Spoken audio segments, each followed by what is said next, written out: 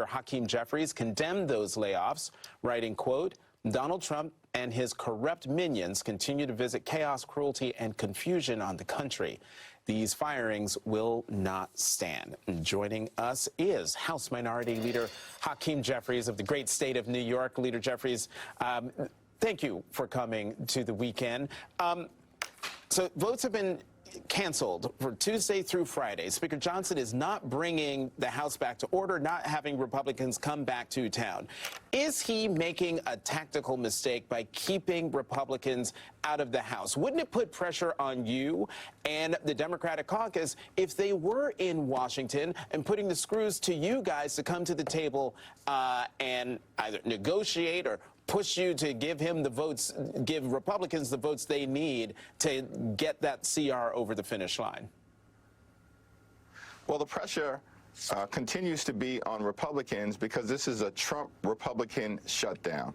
And Democrats from the very beginning have made clear that we will sit down with anyone, anytime, any place, including on Capitol Hill, or go back to the White House in order to reopen the government, in order to enact a spending agreement that actually meets the needs of the American people, and to address the Republican health care crisis that is devastating people from all across the country. House Republicans canceled votes last week, canceled votes this week, and now they've canceled votes next week. They're running scared.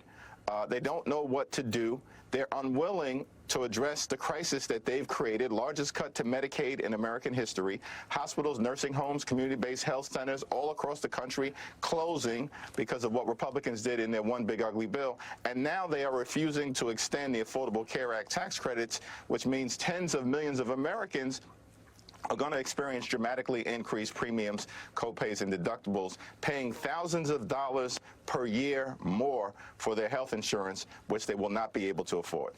Leader Jeffries, just to follow up, a minute ago you said, you guys are there ready to meet anytime, anywhere. You're willing to go back to the White House. You and Senate Minority Leader Chuck Schumer did go to the White House with Johnson and the Senate Majority Leader Thune to meet with the president. I'm just wondering, when you were in that meeting, did you get the sense that President Trump was eager to or would make a deal with you when it comes to at least extending the Obamacare subsidies? Initially, there was an acknowledgement that something needed to happen with respect to addressing the health care of the American people. Now, Republicans didn't accept the blame for the crisis that they have visited on everyday Americans, and we were very clear. This is a Republican-created crisis, but there was some acknowledgement that there was a need to deal with the issue around the Affordable Care Act tax credits in some way, shape, or form. Now, the Republicans in that meeting suggested that they had all the time in the world to do something and that they didn't need to act now. And our view was that open enrollment starts on November 1st, and notices are going out right now to people all across the country, indicating that their health insurance costs are about to skyrocket in ways that will make things unaffordable for them to be able to even go see a doctor when they need one for themselves, their children, and their family. That's why our position has been clear from the very beginning, House and Senate Democrats holding strong, that we need to address this Republican health care crisis, and we need to do it with the fierce urgency of now. Leader Jeffries, I want to ask you about a refrain that we have heard from Republicans over these past few weeks, that the premiums and that the premiums go to people who are making between $130,000 and $600,000, and that at the end of the day, that $600K is just too high of a number. Now, look, I have heard from people who are worried and have already heard from their insurance companies about who make very minimal income and are worried about losing their health care. But what about those families who are making $600,000? I mean, do you agree with some of these Republicans that that max should come down a little bit? Is this a handout to insurance companies?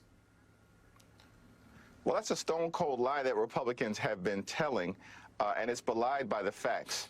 93% of the people who benefit from the Affordable Care Act tax credits make $63,000 or less. right? Those are working class Americans, everyday Americans, and middle class Americans. For instance, a couple that makes about $88,000 per year and currently receives Affordable Care Act tax credits, their health insurance is $8,000 a year. That's already too high, but they can at least afford it barely as a result of the Affordable Care Act tax credits. If they go away, those tax credits, that same couple, which makes $88,000 a year, would have to pay $24,000 for health insurance. They can't afford that. That will medically bankrupt them. Those are the type of people who we are working hard to protect their health care. But, Leader, that might be the average, but that doesn't mean that people who make up to $600,000 a year, that those families who make that kind of money aren't eligible to receive these premiums. No, it's not the average. It's the overwhelming majority. When you're talking about 93% of the people, but do you think that do you think Democrats could still negotiate to potentially come down on that maximum?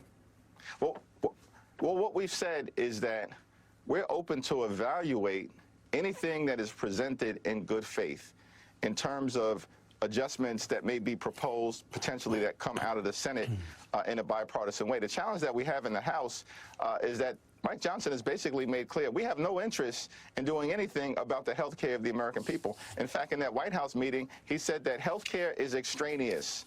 No, health care is not extraneous, I pointed out in that White House meeting. It's central to the well-being of everyday Americans. That's why Democrats have raised it as an issue that needs to be addressed. Yeah, it's so central that even Congresswoman Marjorie Taylor Greene is out there saying something needs to be done about this. But, you know, Congressman, speaking of good faith, one of the other sticking points that you and other Democrats have made in all of this, healthcare being issue bold number one, but a secondary issue is rescissions and how that is still on the table. Yesterday, Semaphore reported about a call that was done between the House Freedom Caucus with the press, and I want to read this. On this press call with the House Freedom Caucus, Johnson tells reporters, quote, "We worked on rescissions, and there'll be more of that we expect in the days ahead."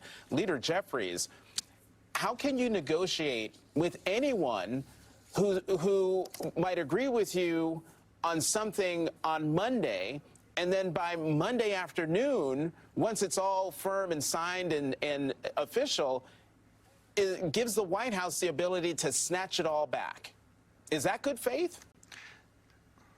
It's not good faith at all. And this is part of the challenge as well that we confront at this moment. Now, we've said we'll sit down and try to find a bipartisan path forward to reach a spending agreement that actually improves the quality of life for the American people. But part of that means that there's got to be enforceability once an agreement is reached, that it is actually followed by the administration, by the White House, and by the Congress. And that's why in the continuing resolution that was introduced by Congresswoman Rosa DeLauro, the top Democrat on the Appropriations Committee in the House, and her partner, Senator Patty Murray, it also includes language to make sure that if we agree upon how taxpayer dollars should be spent to make life better for the American people, then those taxpayer dollars should be spent in that way. Leader Jeffries, one more question before we have to let you go. New York State Attorney General Letitia James indicted indicted on bank fraud charges. Just your reaction to that, and whether this indictment will successfully lead to the prosecution of the state's chief law enforcement officer. Well, Attorney General Tish James, who I've known for more than 20 years, is an incredible public servant. She's strong, she's brilliant, she's talented, she's hardworking, and she's got great integrity. This indictment is not worth the paper that it is written on. It's a malicious prosecution, and I believe that it's going to be dismissed in short order once this case is actually in a court of law. And what this also illustrates is that Donald Trump has spent more time on this revenge tour than on actually driving down the high cost of living that he's making worse here in the country. He promised to lower costs on day one. Costs aren't going down, they're going up. That's why Democrats are fighting to lower the high cost of living in terms of health care or groceries or housing and electricity bills. But instead, Donald Trump is focused on the wrong things. It's chaos, it's confusion, it's crisis, it's corruption all day, every day. And that's why the American people know that under Trump and Republican policies, the country is moving in the wrong direction. Leader Jeffries, we're going to have to leave it there. Thank you so much for joining us, and we hope you will come back. Thank you.